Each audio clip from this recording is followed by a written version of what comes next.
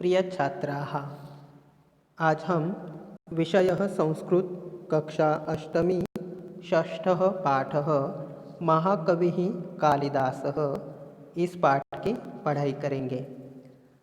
इसके पहले वीडियो में हमने इसी पाठ का जो प्रथम भाग था उसके बारे में पढ़ा था। उसमें हमने देखा था कि उज्जैनी के पास राजा विद्याधर का एक राज्य था। उसकी विद्योत्तमा नाम की एक बहुत ही बुद्धिमती पुत्री थी और उसने एक दिन घोषणा की थी। वो घोषणा ये थी कि मैं उसी के साथ विवाह करूंगी जो मुझे शास्त्रार्थ में पराजित करने में समर्थ होगा। तो सभी विद्वान जो है उन सभी विद्वानों ने ईर्ष्या के कारण सोचा कि इसका विवाह हम एक मूर्ख के साथ कराएंगे। तो बाद में उन्होंने रास्ते में जाते समय एक मूर्ख युवक को देखा और वो युवक जिस शाखा पे बैठा था उसी शाखा को कुल्हाड़ी से काट रहा था। और उन्होंने सोचा, उन सारे विद्वानों ने सोचा कि राजकुमारी के साथ इस मूर्ख युवक का विवाह करवाएंगे। और बाद में उन्होंने उस मूर्ख युवक को बताया कि हम तुम्हारा विवाह एक राजकुमारी के साथ कराएंगे, लेकिन तुम्हें एक बात याद रखनी है, तुम्हें कुछ भी नहीं बोलना है, तुम्हें मौन व्रत धारण करना है। तो बाद में वो सभी विद्वान पंडित लोग उस मूर्ख युवक को राजा के सभा में लेके जाते हैं और वहाँ पे वो कहते हैं कि ये आचार्य है, अब इनका मौन व्रत है, इन्होंने मौन व्रत का पालन किया है। तो ये सब उत्तर जो है सिर्फ इशारों से ही ये उत्तर देंगे और ये जो प्रस्ताव था, ये जो शर्त थी, राजकुमारी ने यह शर्त स्वीकार कर ली और राजा प्रसन्न हुआ और अगले दिन राजसभा में उस युवक को उन्होंने बुलाया। यहाँ तक हमने देखा था। अब इसी पाठ का जो दूसरा भाग है उसके बारे में जानते हैं। अन्य दिवसे राजसभायां विद्योत्तमा मूर्खेण सह शास्त्रार्थं तत्परा आसीत्। अन्य दिवसे, अन्य दिवसे इसका अर्थ होता है दूसरे दिन। राजसभायाम इसका अर्थ होता है राजसभा में। विद्योत्तमा ये उस राजा के पुत्री का नाम है और ये आकारांत स्त्रीलिंग शब्द है। मूर्खेण सह मूर्ख के साथ, शास्त्रार्थम शास्त्रार्थ के लिए, तत्परा आसित तैयार थी। देखो यहाँ पे इस वाक्य में राजसभायाम ये सप्तमी विभक्ति का रूप है और विद्योत्तमा ये आकारांत स्त्रीलिंग शब्द है और प्रथमा एक वचन का रूप है।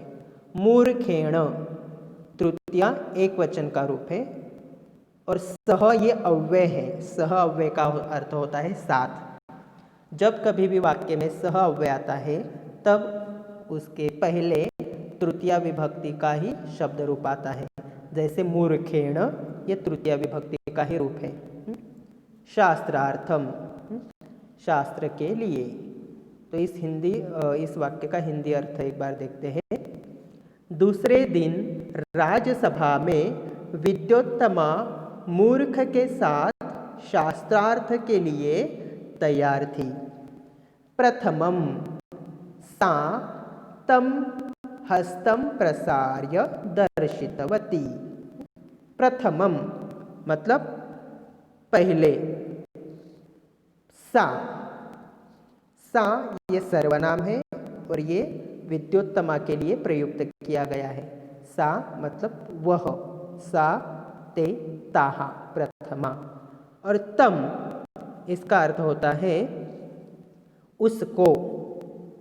हस्तम प्रसार्य हाथ फैलाकर, दर्शितवती दिखाया। यहाँ पे हस्तम ये जो है ये द्वितीया एक वचन का रूप है और प्रसार्य ये लेबंत अव्यय का रूप है, क्योंकि इसके शुरुआत में प्र ये उपसर्ग आया है और अंत में य आया है। जैसे 22 उपसर्ग होते हैं संस्कृत में, प्र परा अपसम अनु अवनि स्नेर दुस दुरवि आनि अधि अपि अति सु उत अभि प्रति परि उप, तो प्र उपसर्ग है और अंत में यह है, इसलिए ये प्रसार्य लेबंत अव्यय का रूप हो गया। दर्शितवती यहाँ पे दृश्य पश्य धातु है, मतलब देखना, और दर्शितवती इसका अर्थ होता है दिखाया। इस वाक्य का हिंदी अर्थ देखते हैं। पहले उसने उसको हाथ फैलाकर दिखाया। एतत् दृष्ट्वा सः युवकः अचिन्तयत्। एतत् ये सर्वनाम का रूप है और इसका अर्थ होता है यह।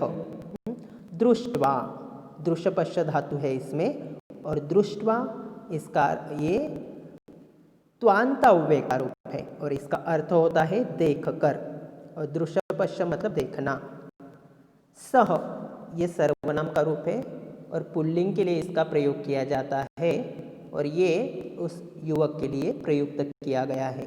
सह तौते प्रथमा, युवक हो ये प्रथमा एक वचन का रूप है, और अचिंतयत ये लंग लकार का रूप है, भूतकाल पास्ट टेंस, और इसमें चिंत ये मूल धातु है, मतलब सोचना।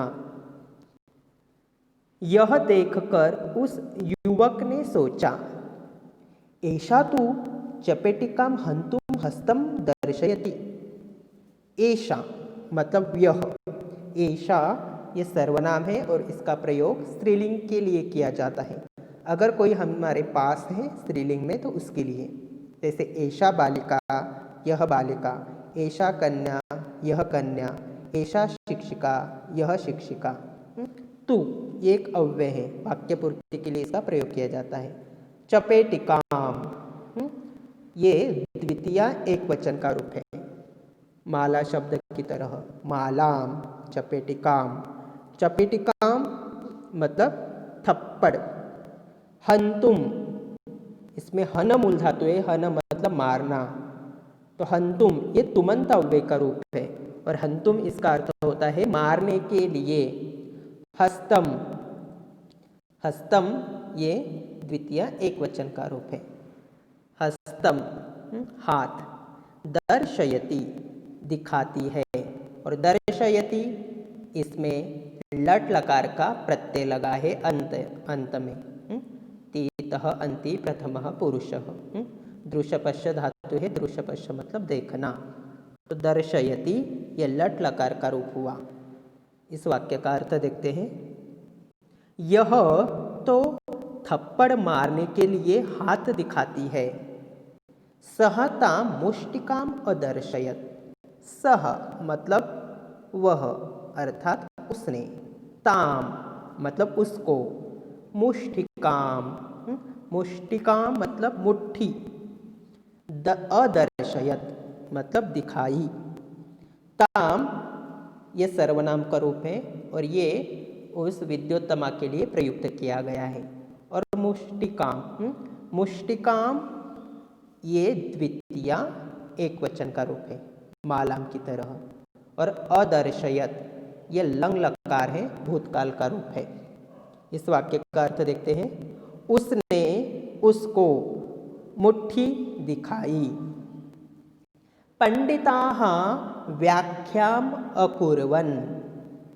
पंडिताः मतलब पंडित, पंडितों ने, व्याख्याम अकुर्वन् व्याख्या की, पंडितों ने व्याख्या की।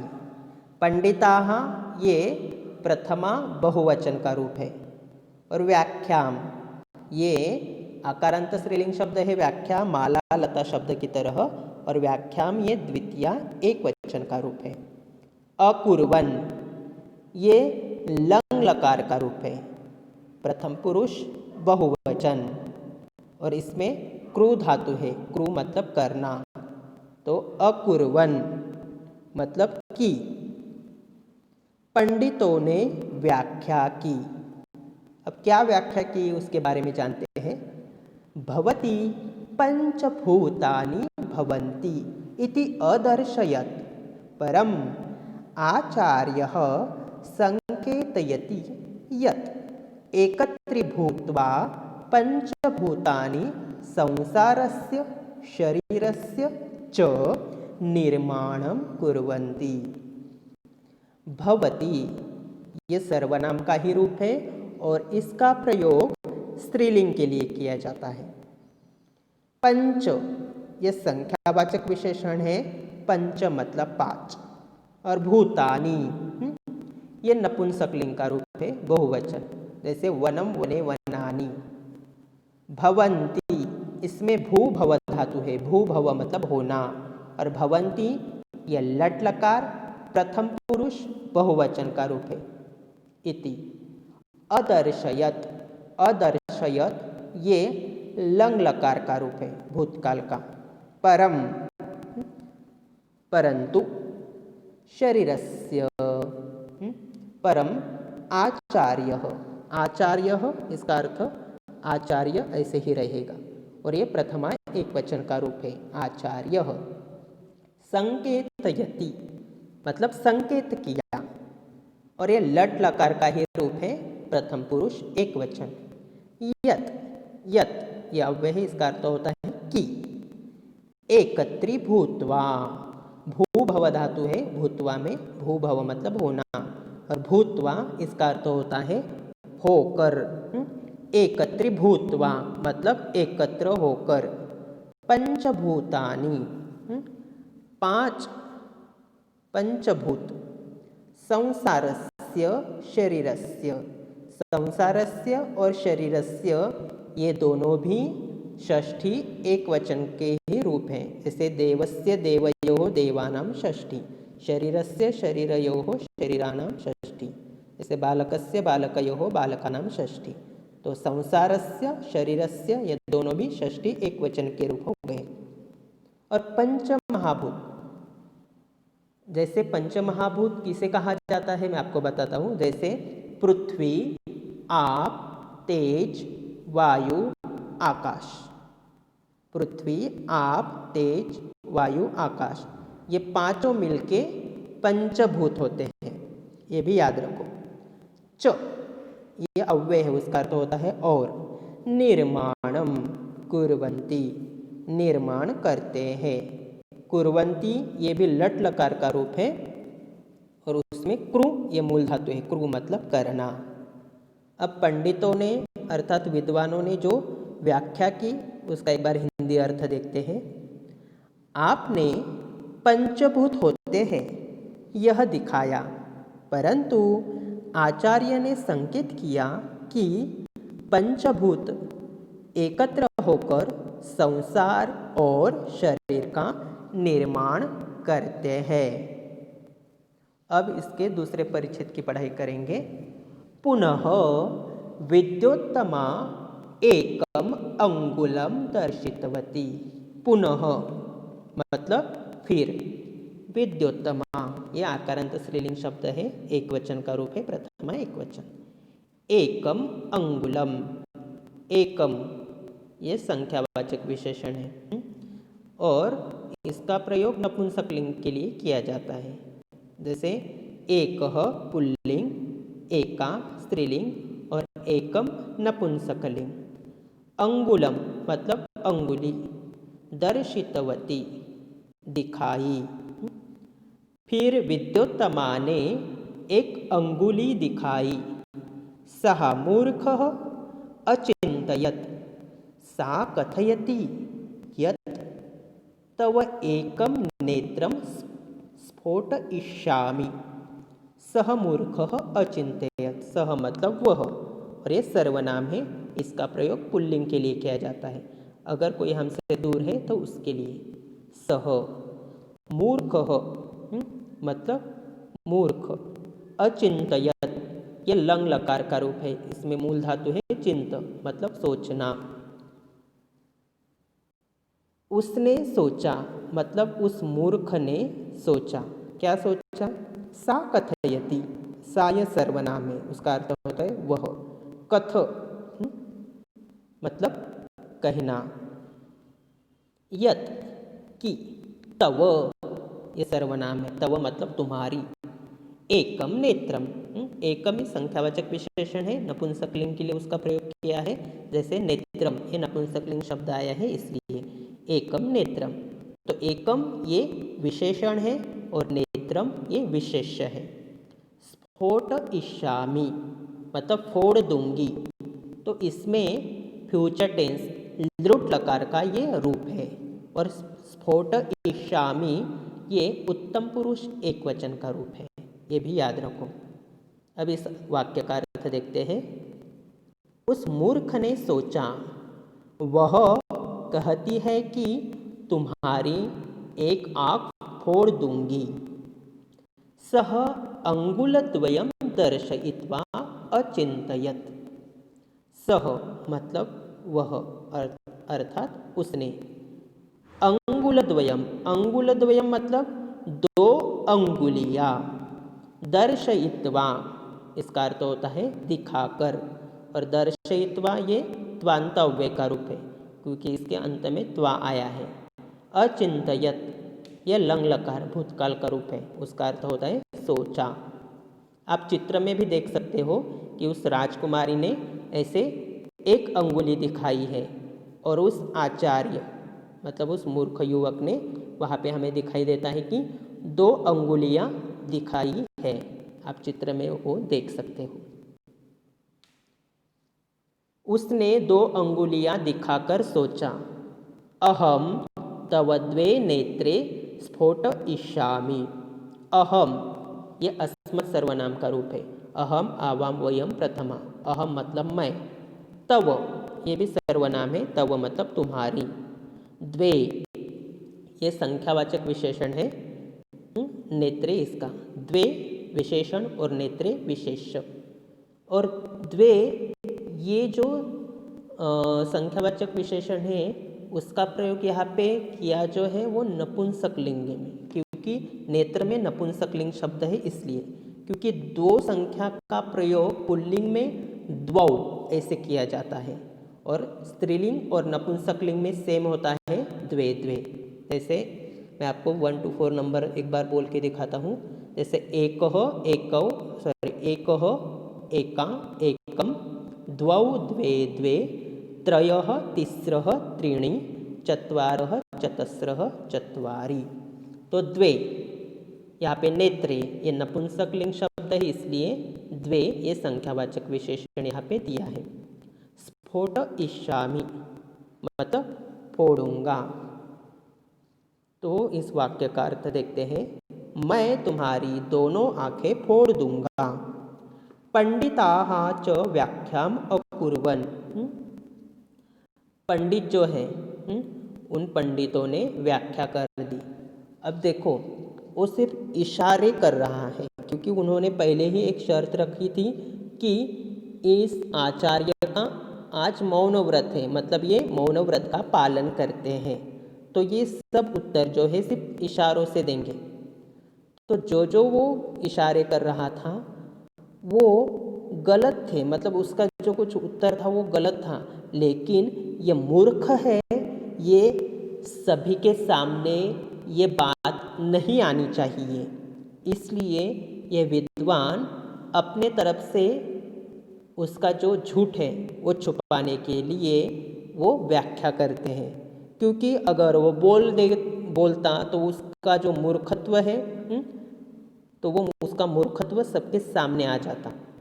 इसलिए ये सब विद्वान पंडित उस युवक की तरफ से व्याख्या कर रहे, उसका स्पष्टीकरण वो दे रहे हैं, क्योंकि उस मूर्ख की मूर्खता सबके सामने नहीं आनी चाहिए, उसका जो झूठ है वो सभी के सामने नहीं आना चाहिए। अभी दूसरा वाक्य देखते हैं। पंडिताः च व्याख्याम अकुर्वन्, पंडितों ने व्याख्या की। राजकुमारी आत्मा एकैव इति उक्तवती, परंतु आचार्यानुसारेण परमात्मा जीवात्मा च इति अस्य रूप पदद्वयम भवतः। राजकुमारी ये इकारांत स्त्रीलिंग शब्द है। आत्मा मतलब आत्मा, एक जमा एव मतलब एक ही है, इति उक्तवती ऐसे कहा, परंतु परंतु आचार्यानुसारेण आचार्य के अनुसार परमात्मा और जीवात्मा ये दो रूप है। भवतः भू भव धातु है, अरे भवतः द्विवचन का रूप है, अरे भवतः लट लकार का ही रूप है। इस वाक्य का अर्थ देखते हैं। और पंडितों ने व्याख्या कर दी, राजकुमारी ने कहा कि आत्मा एक ही है, परंतु आचार्य के अनुसार परमात्मा और जीवात्मा इसके दो रूप होते हैं। सर्वे, सर्व सर्वनाम का रूप है, सर्वे मतलब सब, साधु साधु मतलब ठीक है ठीक है। इति उक्त्वा करतल ध्वनिम अकुर्वन्, उक्त्वा ये त्वांत अव्यय का रूप है, उक्त्वा मतलब कहकर, करतल ध्वनिम मतलब तालियां, अकुर्वन् मतलब बजाई। सभी ने ठीक है इस प्रकार कहकर तालियां बजाई। राजकुमार्या सह युवकस्य विवाहः अभवत्। राजकुमार्या सह, राजकुमारियाँ ये तृतीया एक वचन का रूप है और सह ये अव्यय है, उसका अर्थ होता है साथ। युवकस्य ये षष्ठी एक वचन का रूप है और विवाह ये प्रथमा एक वचन। और अभवत इसमें भू भव धातु है और अभवत ये भूतकाल लंग लकार का रूप है। इस वाक्य का अर्थ देखते हैं। राजकुमारी के साथ उस युवक का विवाह हो गया। तो इस तरह हमने प्रथम और द्वितीय परिच्छेद की पढ़ाई की। इसके जो आगे के कुछ परिच्छेद है उसकी पढ़ाई हम दूसरे वीडियो में करेंगे। यहाँ तक आपको समझ में आया होगा ऐसे मैं उम्मीद करता हूँ। तो हम आगे की पढ़ाई दूसरे वीडियो में करेंगे। धन्यवाद।